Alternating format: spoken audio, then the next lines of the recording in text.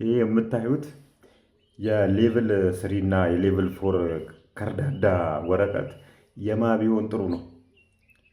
የቴዎድሮስ የኋላሽት ብቃት ማረጋገጫ ትወስዳላችሁ ያልከው ሰውዬ ራስህ የትምህርት መረጃህን እንደገና ተፈትነህ ማቅረብ መቻል አለብህ። የፓርቲ አባል ነውና ስብሰባ ሰበሰበንና ምን አለን መሰላችሁ? እስቲ ዶሮ የማያረባ እጅ አውጣ አለ። እሱ ቤት አለው፣ ሁሉ ነገር አለው፣ ተሟልቶለታል። በመንግስት ነው የተሰጠው ቤት። ሁላችንም ጸጣን። አንድ እንደማያስብ ገብቶናል። እስካሁን ድረስ መነጋገሪያ ሆኖ የቆየው ቴዎድሮስ የሚባለው ሹፌሮችን ስልጠና ውሰዱ ሲል የነበረው እስካሁን ምንም አይነት የትምህርት ዝግጅት እንደሌለው ሌቭል 3 ድረስ እንደተጓዘ የሚያሳይ መረጃ ወጥቶበታል። ይህ ሰውዬ ነው የኢትዮጵያን ሹፌሮች 30 እና 40 ዓመታት ከዛ በላይ ያገለገሉትን ስልጠና ይውሰዱ የሚለው። ያልተማሩት ናቸው እንግዲህ ሊያስተምሩ ነው የሚጥሩትና አሁን ተበርሲሳን መረጃ እንይና እንሄድበታለን።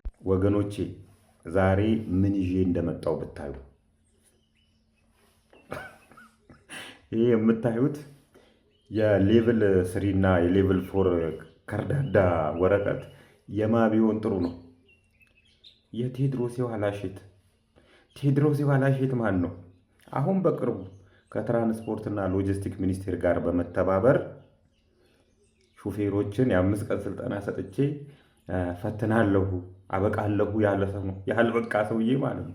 ሲጀምር ወደ ሌቭል የምትገባው 10ኛ ክፍል ወደ 11 ማለፍ ሲያቅትህ ነው። ወይም ደግሞ 12ኛ ክፍል ዩኒቨርሲቲ መግቢያ ውጤት ስታጣ ነው ወደ ሌቭል የምትገባው። እና ይህንም ማለፍ ያልቻለ ሰውዬ ነው። የሚገርማችሁ በሚቀጥለው ዲግሪ ለመማር ሲኦሲ መውሰድ አለበት። ይሄንን እንኳን ማለፍ ያልቻለ ሰው ነው እንግዲህ ተባብሮ የኢትዮጵያ ሹፌርን የሚያበቃልን ማለት ነው። ተአምራቱ ትንግርቶቹ ይቀጥላሉ። ትላልቅ ማስረጃዎች ናቸው የደረሰኝ፣ ፕሮፖዛሎች፣ ኮፒ የተደረጉ ፕሮፖዛሎች ጭምር።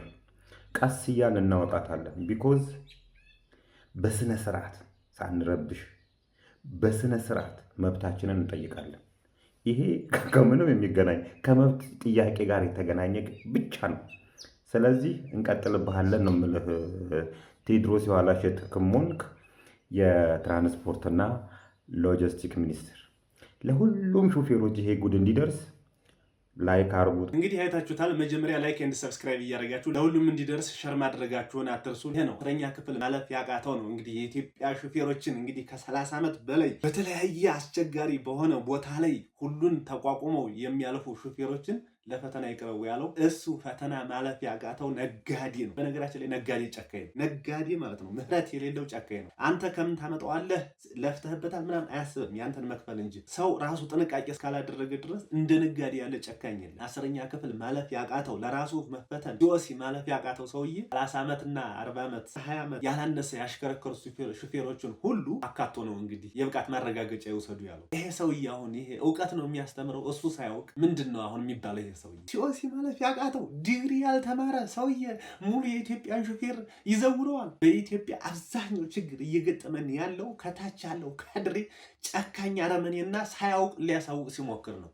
እኔ በነገር ላይ የምፈራው 8ኛ ክፍል የጨረሰ የምፈራው ካድሬ ያለ አሳቆ ይዞኝ የነበረው የሆነ ነገር ተናግራችኋል ተብለን በፓርቲ እናየዋለን ብሎ አሳቆኛል። ምክንያቱም እሱ ሂዶ የሚያደርሰው መረጃ የውሸት ፌክ ነውና መጨረሻ ላይ ትያዛለህ። ምንም ማስረጃ እሱ ነውና ተሰሚነት ያለው ምንም ማድረግ እንደማልችል ገባኝና ፍርሃት ያደርብናል። ይህም የፖለቲካ ፓርቲ ጥገኛ ሆኖ ነው እንግዲህ ለራሱ 10ኛ ክፍል ሳይለፍ ሲወሲ ተፈትኖ ማለፍ ሳይችል የኢትዮጵያ ሹፌሮችን የብቃት ማረጋገጫ ይውሰዱ ያለው። በተለያየ ሀገሪቱ ክፍል አስቸጋሪ በረሃውን አቋርጠው ወርደው ላባቸው እየተንጠፈጠፈ እነዛን ሁሉ ነው አካቶ እንግዲህ የብቃት ማረጋገጫ ይውሰዱ ያለው።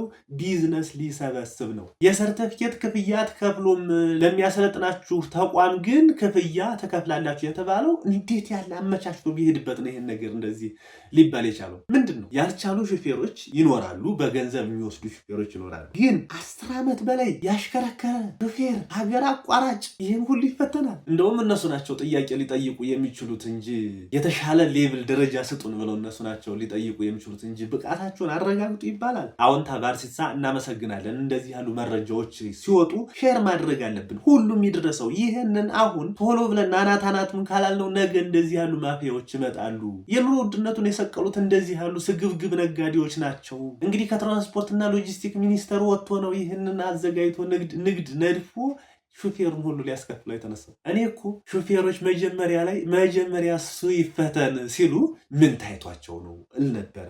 ለካ ትክክል ናቸው። ባዶ እንደሆነ ገብቷቸዋል። ስንት መከራ እንዳሳለፉ የሚገነዘባቸው ነው የሚፈልጉት እንጂ የብቃት ማረጋገጫ የሚሰጣቸው አይደለም የሚያስፈልጋቸው። የብቃት ማረጋገጫውንማ መጀመሪያ ራስህ ሰጥታቸዋል። መጀመሪያ እኮ ተሰጥቷቸዋል። እንዴት ሳይበቃ ይሰጣል? አንድ አሽከርካሪ ብቁ ሳይሆን ይሰጣል? እንደውም ተጠያቂ መሆን ያለበት እሱ ነው መጀመሪያና ሹፌሮች መጀመሪያ የእሱ ሰርቲፊኬት ይረጋገጥ ያሉበት መረጃ ወይም እሱ ተፈትኖ ይለፍና ከዛ ላይ ፈትነን ያሉት ለካ መረጃው ኑሯቸው ነው፣ ስሟቸው ነው። ብቃት ማረጋገጫ ትወስዳላችሁ ያልከው ሰውዬ ራስህ የትምህርት መረጃህን እንደገና ተፈትነህ ማቅረብ መቻል አለብህ። ሾፌሮች ልፈትን እያለ ያለ እኔ እኮ አንዳንዴ መንግስት ለምን ዝም እንደሚል ግራ ይገባኛል። መጥቶ ሲዘርፉ ቢምቴክ የሚባለው ሲዘርፍ ዝም ሚልና ኋላ ተነስቶ ለምንድን ነው ክስ ምናምን መሰርተው መጀመሪያ ለምን አይቀጣቸውም? አረ ይህን ስግብግብ ነጋዴ ማንም ካልያዘው አንችላቸው። መጀመሪያ ምን እየሰራ ነው ግን? እንደዚህ ያሉትን ሰዎች በቁጥጥር ስር አውሎ ሌላ የተሻለ ሰው ለምን ማስገባት አይሻልም? ሀገርን እኮ እነዚህ የሚበጠብጡት እንደውም ይሄ ህዝብ ተቃውሞ እንዲያስነሳ የሚያደርጉት እነዚህ ናቸው። ሌላ ከሄድ ያላቸው እነዚህ ለገንዘብ ሲሉ ህዝብን ምሬት ውስጥ እንዲገባ የሚያደርጉ ናቸውና ቶሎ ጥንቃቄ አድርጎ በቁጥጥር ስር ማዋል የመሰለ ነገር የለም። እንደዚህ ያሉ ጅቦችን መሀይም ደፋር ነው ስንል በምክንያት ነውና እንደዚህ ያሉ ናቸው ሀገር የሚበጠብጡት። የኑሮ ውድነትንም ጣራ እንዲነካ የሚያደርጉት እንደዚህና እንደዚህ ያሉ ናቸው። ብዙ ያልታወቀባቸው ሰዎች ኑሮን ጣራ እንዲነካ የሚያደርጉት እንደዚህ ያሉ ደፋር መሀይም ናቸው። ለራሳቸው ትምህርት ሳይኖራቸው እኛ ላይ አናታችን ጭነው ሊያሰቃዩን የሚሞክሩት። ትንሽ ስታውቅ ለማህበረሰቡ ታስባለህ። ትንሽ እውቀት ሲኖር፣ ትንሽ መማር ሲኖር ለህዝብ ይታሰባል። ደንቆሮ መሀይም ያልተማርክ መሀይም ስትሆን ለህዝብ አታስብም። ጨከኛ አረመኔ ነው የምትሆነው። የራስን ኪስ ማድለብ ብቻ ነው የምታየው። እንዴት ራሱን ሳያሻሽል ከ1 ሚሊዮን በላይ የሚያሽከረክሩትን በጅምላ እንዴት የብቃት ማረጋገጫ ውሰዱ ይባላል? እና አላዋቂ ሳሚ ምንድነው የሚባለው ነገር ተግባራዊ እያደረገ ያለ ሰው እና በኢትዮጵያ እንደዚህ ያሉ ራሳቸው ሳይማሩ በህዝብ ላሳቸውን ለማድለብ የሚጥሩ አሉ። እነሱን ነው እየሰበሰቡ ወህኒ ቤት ማስገባት ከነበረበት እነሱን ነበር እየሰበሰቡ ማስገባት። እንዲህ ያሉ ናቸው ተደራጅተው ለህዝብ የማያስቡ መንግስትን የጠቀሙ መስለው በመንግስት ላይ ህዝብና መንግስት እንዳይናበብ የሚያደርጉት ራሳቸው ሳይማሩ የህዝብን ገንዘብ ኪሳቸውን መሙያ የሚያደርጉትን በቁጥጥር ስር መዋል ያስፈልጋል። እንዴት ሰው ራሱ ሳይማር የብቃት ማረጋገጫ ሊሰጥ ይጥራል? አሁን ይህንን መንግስት ምን አይነት እርምጃ ይወስድ ይሆን ወደፊት? ነው እንደ ፊንቴክ ኋላ ላይ የህዝብ ገንዘብ በማጭበርበር ብሎ ሊይዘው ነው? ህዝብ ከተጎዳ በኋላ ቅድሚያ መስራት አይሻልም? ቅድሚያ እንደዚህ ያሉ ነገሮችን ጥንቃቄ ማድረግ ይሻላል። አንድ ነገር ልንገራችሁ። ከዚህ በፊት ስብሰባ ተሰበሰብንና አንዱ እንደዚህ የፓርቲ አባል ነውና ስብሰባ ሰበሰበንና ምን አለን መሰላችሁ? እስኪ ዶሮ የማያረባ እጅ አውጣ አለ። እሱ ቤት አለው፣ ሁሉ ነገር አለው፣ ተሟልቶለታል። በመንግስት ነው የተሰጠው ቤት። ሁላችንም ጸጣን። አንድ እንደማያስብ ገብቶናል። ምክንያቱም ሳፋም ይሁን ጫማ ውጭ ማስቀመጥ የማይችል ተከራይ እንዴት ነው ዶሮ ሊያረባ የሚችል? እንዲህ ያለ ነገር ነው እየገጠመን ያለው። እስኪ እጅ አውጡ አለ። ሁላችንም ዝም አልን። የማያረባ አይኖርም መቼም ሁላችሁም እንደምታረቡ እርግጠኛ ነኝ ብሎ ተናግሮ መጨረሻ ላይ ምንም ሳንለው ሳንጠይቀውም ሰበውን ጨርሶ ወጥቷል። ኢትዮጵያ ውስጥ እየገጠመን ያለው ይህ አይነት ችግር ነው። የኑሮ ውድነቱን እኮ አናት የሚያስነኩት እነዚህ ናቸው። ወረድ ስትሉ በነገራችን ላይ ከላይ ያሉት ሚኒስተሮች ምንም ይሄንን እንደዚህ ያለ ችግር እንደሚፈጠር ያውቁት። ከዛ ሪፖርት ሲያወጣ ሁሉ ነገር እንደተመቸ ሁሉ ነገር ዶሮ እያረባ እንደሆነ እኮ ሪፖርት ያደርጋሉ። ከታች ያለው ግን የተሻለ ሰው ቢሆን ከላይ ያሉት በታችኛው ይገነባሉ፣ ከላይ ያሉትም ትክክለኛ መረጃ ያወጣሉ፣ ሀገሪቱ እንድትጠቀም ያደርጋል። አሁን እያስቸገረን ያለው ከታች ያለው መሀይሙ በሰውም በምንም ይመጣና የራሱንና የራሱን ብቻ ነው ተከትሎ የሚሄደው።